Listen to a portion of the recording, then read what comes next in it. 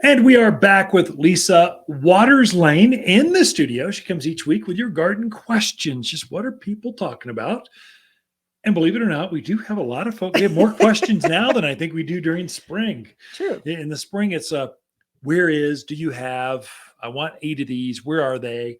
And now it's, should I be watering still? What kind of tree would I, a lot of research, a lot of new homes, I notice. People are looking. But they're not quite there yet, but they're almost. It's kind of welcome to the studio, Lisa. Well, thank you. You're good welcome. To be here. Really? How good? It's so good. We had our first Christmas party this week. We did. So I had that. We've got another one. We got 2 next week. It's just it's in this. It's nice to be post-pandemic where you can actually gather. True. With friends and family. It has been nice, but yeah, season has started, and it'll go quick. It will. Well, what are we? We're 2 weeks left and we're done. It's Christmas. It's Hanukkah next week. It's, I don't know, all the other holidays that are out there. It's crazy. Yep. Good. What questions do we have? Well, we do have questions, and they're our usual winter type questions. Okay. So Janet in Prescott Valley, she planted 5 of the red clusterberry cotoneasters this spring. So her question is, they've kind of turned a color, kind of a rusty brown color. And she wants to know, is that normal, something to be concerned about, or... You gardeners, you're always in tune with your plants so much. You see the minus little change. You're like, oh, should I be worried? They do that. Yes. It's their winter color. So, so red clusterberry cotoneaster or Parnii cotoneaster, it's an evergreen shrub. Gets up well above head high, 8-10 feet tall, thick. We use them as a screen. It blocks the wind. It just is good at keeping dust down. It's a great plant and super tough. So in Prescott Valley, the antelope wouldn't eat it out there. Javelina, don't bother them. In town, it's the deer, elk do not bother cotoneaster. So it's a great plant for you. And it's drought hardy, doesn't get bugs.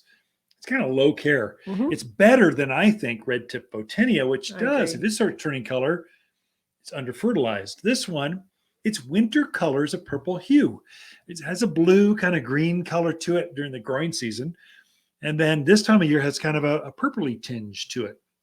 And so the berries will hang on there right through winter. So thus red clusterberry has bright white flowers, clusters of them in the spring. And then they form and they keep those berries through winter. The birds will eat some of them, but it's got this pretty evergreen, but not always evergreen, blue-green. It's got evergreen, blue, purple off color. Or some plants turn purple, some turn gold, some turn blue, some they can have different colors. And so evergreen means it just doesn't lose its foliage in the winter. It can turn color some. So I would say another one, Nandina or heavenly bamboo is what the Californians call it.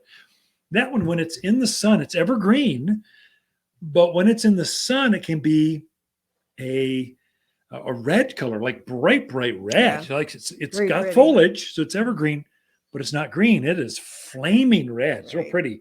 In the shade, it can be more of a green, true green color. So it varies depending on where it's at and the cold it gets and that kind of stuff. But Janet, not to worry. Not to worry. Cotoneaster, we've got some right now in the greenhouse. You could plant them right now.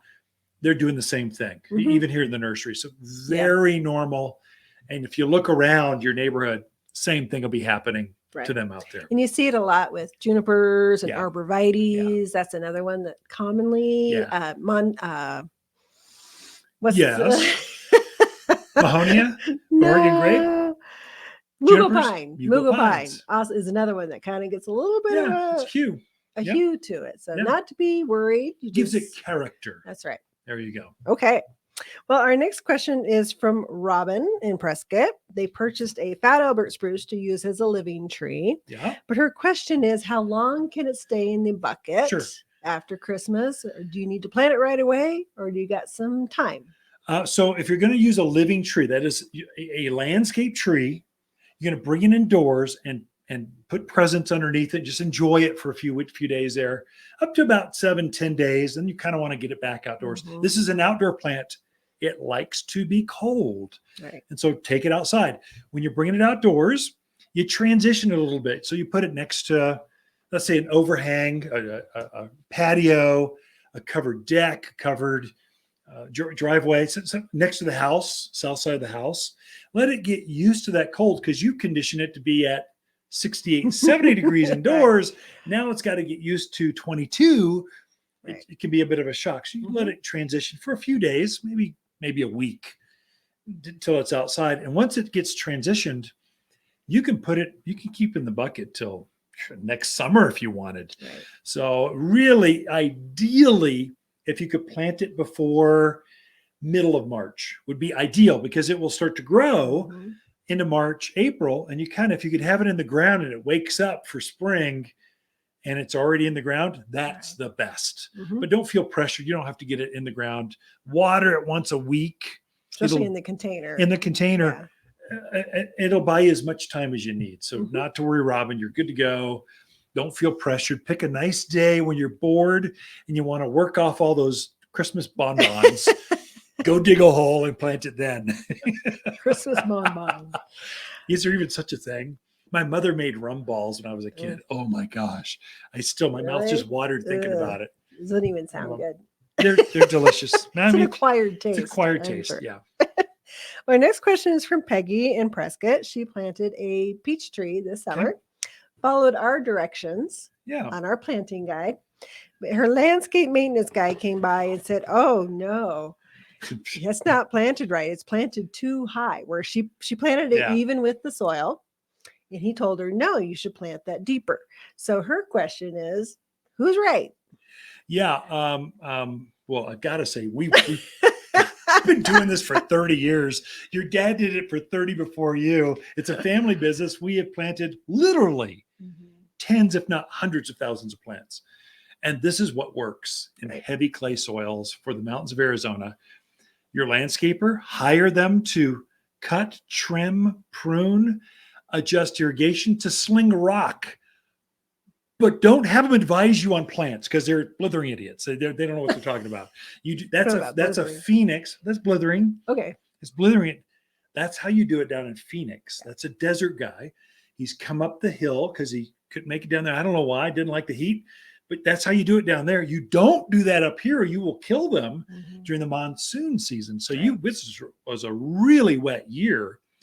And if you'd had that in that divot, that dippy-do, it would have been overwatered. And pitted fruits are notorious for dying when they get too wet. Right. So it probably came through and did better for you because you planted on a very slight mound. So plants here, you plant at grade or a little tiny, to like 2-3 inches above, and have it kind of feather out. So you can't really see that. So I would say you did it really well. And if you're not sure, come talk to us. We can show you how to plant in your yard. We're really familiar with the entire Central Highlands from Sedona to Seligman and from, just everywhere in between here. Right. We can show you. We're really familiar with the dirt and how to grow things. You can always take a picture of how it's planted and come in and talk to us. And like you said, picture's worth 1,000 words, and we can definitely help people get it correct. But you're right. They come from different places and they're not always in tune with what works best here. Right. I would call it not very smart, but okay. That could be not into, you're much more diplomatic than I am. Sometimes the mow and blow guys aren't the sharpest, but they're always learning. So they're, it's how you learn things. So, but if the plant looks healthy, Peggy, stop listening. Just keep fertilizing it, loving on it, and enjoy the peaches that are to come. Hopefully we get next fruit spring this year. That would be nice, wouldn't it? All right, we are out of time, Lee. So back, Ken and Lisa Lane, the Mountain Gardeners. Be right back right after this.